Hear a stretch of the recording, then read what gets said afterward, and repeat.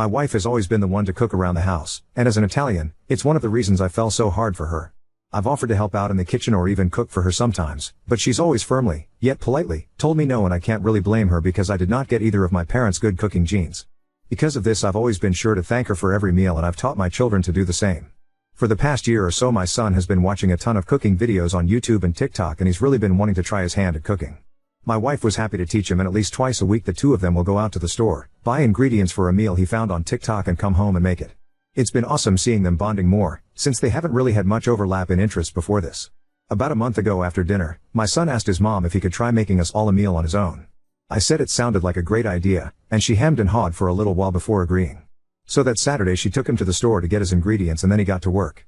She supervised here and there, but he insisted that she didn't need to, so eventually she came to the living room and sat with my daughter and I, looking a little bit dejected, so I reassured her that I was sure he'll still want to cook with her, he just wanted to try it out on his own. That seemed to help out a little, but she still seemed a little off. When he finished and we all sat down to eat, I was honestly surprised at just how good he managed to do on his own. I feel bad saying it, but even after a year or so of cooking with his mother, I expected him to mess up more than he did. I wanted to encourage this interest of his, so I was sure to let him know while I was eating how good he did, and gently bring up the few mistakes he had made. I did it a lot more than I usually would with my wife's cooking, and in hindsight I can see that that's what started all of this. His sister, being his little sister, was not as supportive as I was, and quite rudely insulted his cooking. I was going to tell her to mind her manners and be thankful that he cooked for us when my wife made a sound and pushed her plate away, before agreeing and saying that it was too salty and overcooked. This took me aback, and I could tell my son took it hard too, as his mood visibly dropped. I didn't say anything at the time, since my wife and I never argue in front of the kids, and I just kept up the praise of my son's cooking as his mother picked at the plate for a little while longer before she took her and our daughter's plates to the kitchen. A little while later, I had went to check on my son, and I could tell that he had been crying, so I comforted him, told him I was sure his mother loved the food and that she was probably just having a bad day, not to take it personally. Then later, once the kids were asleep, I confronted her about it, and she tried to just brush it off, but I pushed and she got mad and said that I complimented his cooking far more than I ever complimented hers. This caught me off guard, since I didn't expect my wife to be jealous of our son, and I unfortunately let out an involuntary scoff at this. She blew up at me for laughing, and we ended up arguing for a while before eventually I managed to explain that I was complimenting him so much because I wanted to encourage him to keep cooking, and she even admitted that she shouldn't have been so harsh about it. She said she would apologize to him, and I figured that everything was settled. That Monday, when I was driving my son to school, I noticed he wasn't acting normal, and looking out the window, trying to hide his face from me. I asked him what was wrong, and he told me he was fine, but I could tell he was fighting back tears, so I asked him again and he broke and told me that after I had left to get the car started, she told him that she was going to be cooking alone again from now on. I was furious about this, but kept my cool and told him I would talk to her about it, bought him a snack from the store before dropping him off at school. I left work early so I could get home before the kids and talk to my wife. I'll admit I didn't handle it as well as I could have, and we ended up in a shouting match where I was calling her childish for being so vindictive towards our son because she was upset with me, and she called him a baby and said he shouldn't be so sad about not being allowed to cook since it wasn't a man's job to do so anyway.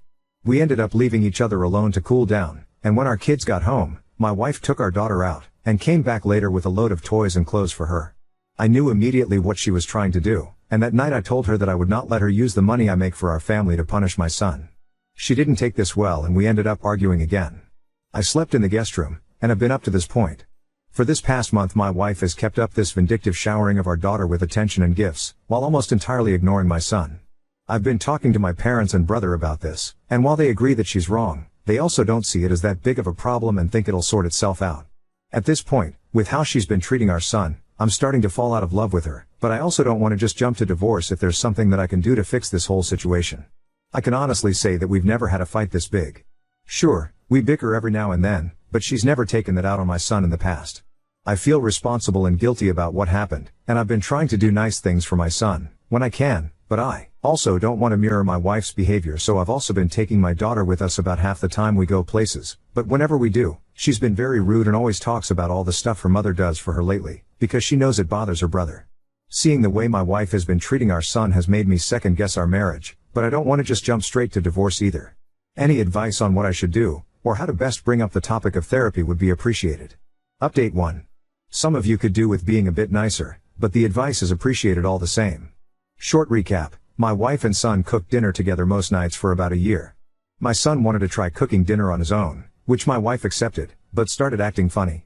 She ended up rudely criticizing his meal, then the next day she told him that she would do the cooking on her own from then on, and after I confronted her about this, she started neglecting/emotionally abusing him while shoveling positivity onto our daughter. The first thing I did after making my previous post was take my son to my parents' house to tell them what was happening from his mouth. I figured they may be more receptive to seeing the pain their grandson was going through and not just write it off like they had with me. They ended up understanding, and supportive of my next move, which was kicking my wife out till she worked through whatever problem she was going through. Next I went to a lawyer and consulted with him.